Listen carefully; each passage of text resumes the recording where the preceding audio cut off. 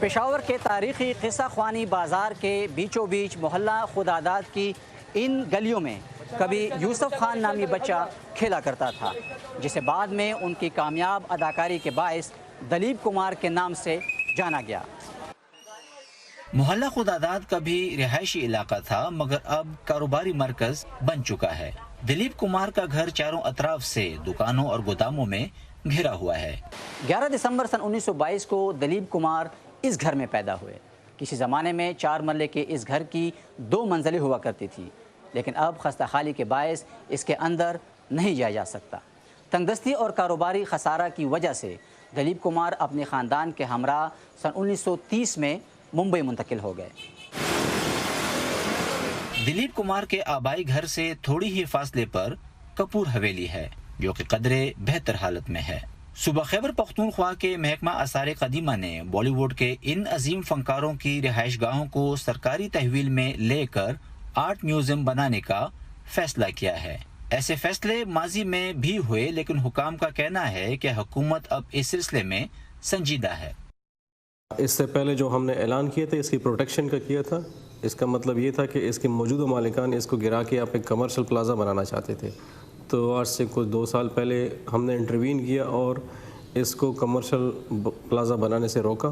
ہم اس کو پرچیز کر رہے ہیں لینڈ ایکوزیشن ایکٹ کے ذریعے، اس کی ریسٹوریشن کریں گے، کنزرویشن کریں گے تاکہ اس کی اپنی حالت برقرار رہے۔ ہم نے اپنے لیے ٹارگیٹ 2 سال کا رکھا ہے کہ اس کی بحالی ہوگی اور اس میں میوزیم بنے گا، بشرطے کہ اس میں کوئی لیگل ایشوز، لیٹیگیشن وغیرہ کورٹ کے ایشوز نہ ہوں۔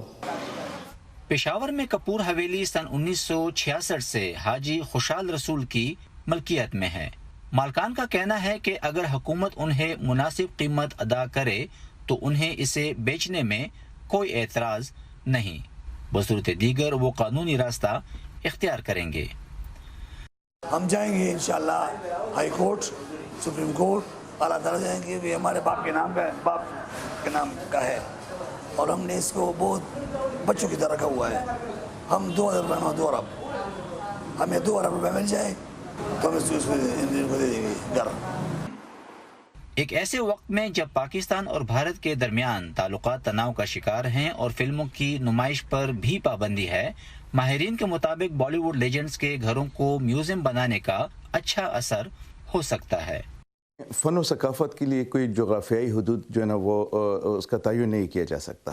فلمیں دہشت گرد نہیں ہوتی، لوگ دہشت گرد ہوتے ہیں، لوگوں کا ذہن جو ہے نا دہشت گردی پہ مبنی ہوتا ہے۔ دلیپ کمار اور راج کپور کے علاوہ امجد خان، ونود کھنہ اور شاہ رخ خان کے خاندانوں کا تعلق بھی پشاور سے تھا۔ پاکستان اور ہندوستان کے حکمران تو نہ جانے کب ایک میز پر بیٹھیں، مگر امید کی جا رہی ہے کہ بالی ووڈ کے سپر سٹارز کے لیے سرحد کے دونوں جانب پائے جانے والی محبت عام لوگوں کو قریب لانے میں مدد ضرور دے گی۔ نظر الاسلام، وائس آف امریکہ، پشاور۔